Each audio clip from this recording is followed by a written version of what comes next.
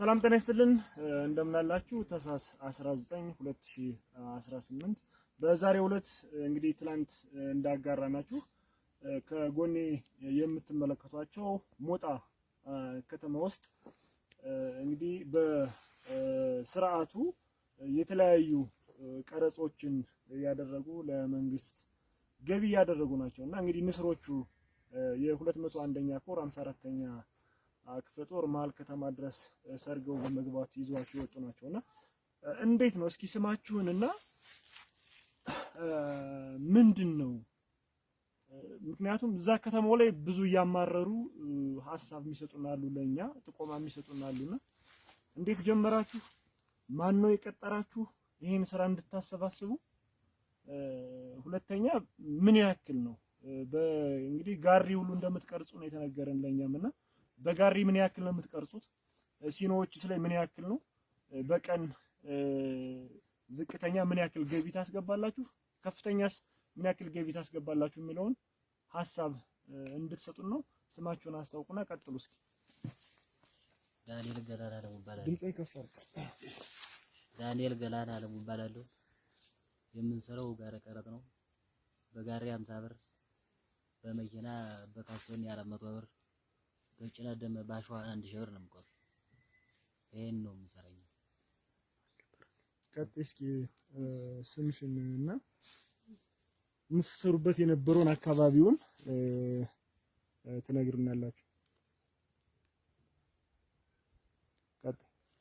ስሜ ባይሽ ገደፈው እባላለሁ። የምሰራ የዕለት ገቢ ሰብሳቢ በሚል መዘጋጃ ቀጥሮ ነው። ከዛ በጋሪ 50 ብር፣ በመኪና አሸዋ 1000 ብር፣ እንደገና አይሱዙዎች ምናምን 400 ብር ነው። እኛ የምንሰራው ሆስፒታል በታች ዮሐንስ ኬላ ነው።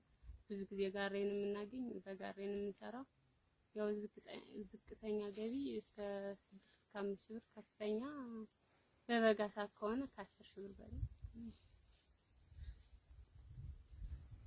እሺ እንግዲህ ማህበረሰቡ በጣም አማርሮ ነው በውስጥ ሐሳብ አስተያየቶች የሰጡንና እንደው ከዚህ አኳያ እንዴት ታዩታላችሁ እናንተ? ይሄ ብቻ ሳይሆን እንግዲህ የተለያዩ እንቅስቃሴዎችን የፋኖን እያንዳንዱን እንቅስቃሴዎችና በተለያየ የሙያ ዘርፍ ሰልጥነው ስራጥ በሚል በርካታ የተሰማሩ በአዲስ አበባ ከተለያዩ ቦታዎች የነበሩ ስልጠና ተሰጥቷቸው የመረጃና ደህንነት ስራ አብረው እየሰሩ ያሉ ይገኛሉና እንደው ከዚህ አኳያ ወጣቱ ምንድነው እየሰራ ያለው? እውነት እናንተስ ይሄን አገልግሎት ብቻ ነው እየሰራችሁ ያላችሁት ወይ? አሁን እንትን ጠቃሚ ነው ወይ?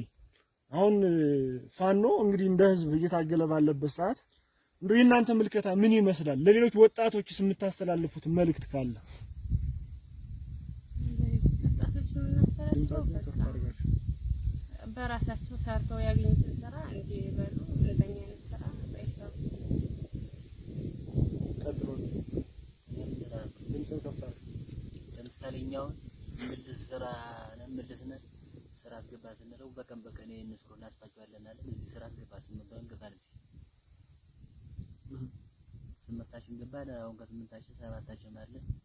ስለዚህ ስንለው በስራ ስንለው ምን እንደው ምን መሻከል ገባ ተብዬ እንዴ ብዬ ነው ስራ ይገቡት በመሳሪያ ስራውን እስከምበላ አንድ ብለን ስራ ልንሰራ ይችላል።